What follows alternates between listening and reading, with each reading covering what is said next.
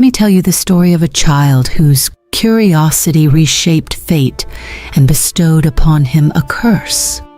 He was born in a quiet village where rivers and trees stretched as far as the eye could see, and the land knew only the hands of those who tilled it. Yet he was different.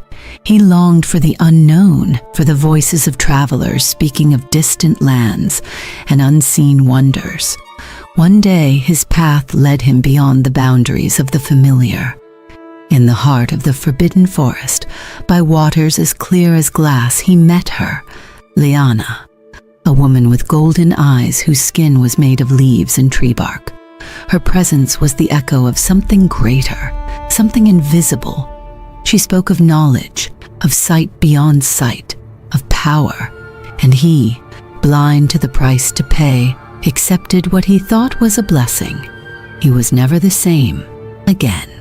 His senses sharpened beyond human limits. He saw the world in ways others could not understand.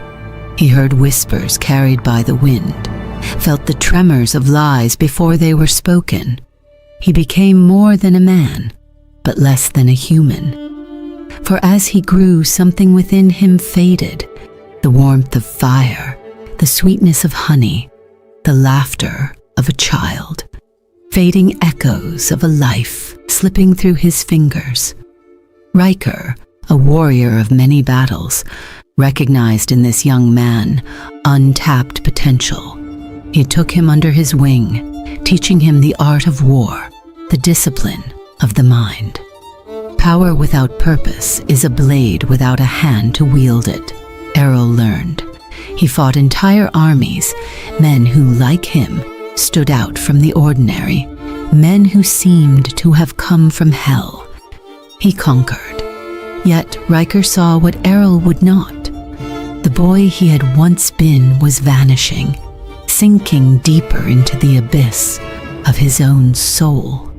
The golden-eyed warrior became a legend, synonymous with strength and grace.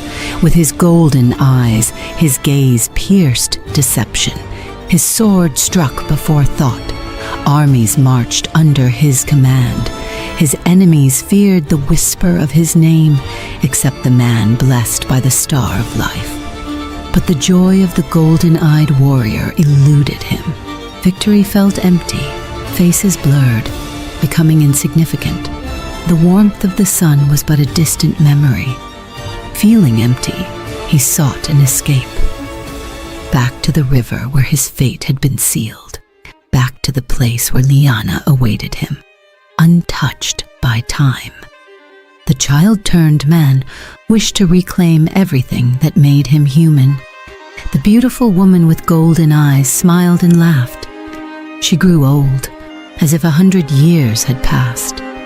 Everything he thought was a blessing was nothing but a pact from which he could no longer escape. And he understood.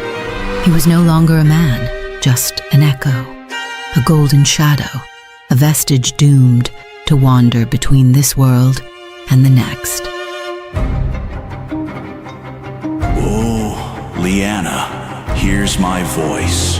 Battle after battle, blade after blade, I have defeated kings and legions, reduced empires to ashes, and yet you refuse to extinguish my light. Liana, why have you condemned me to this existence? Free me.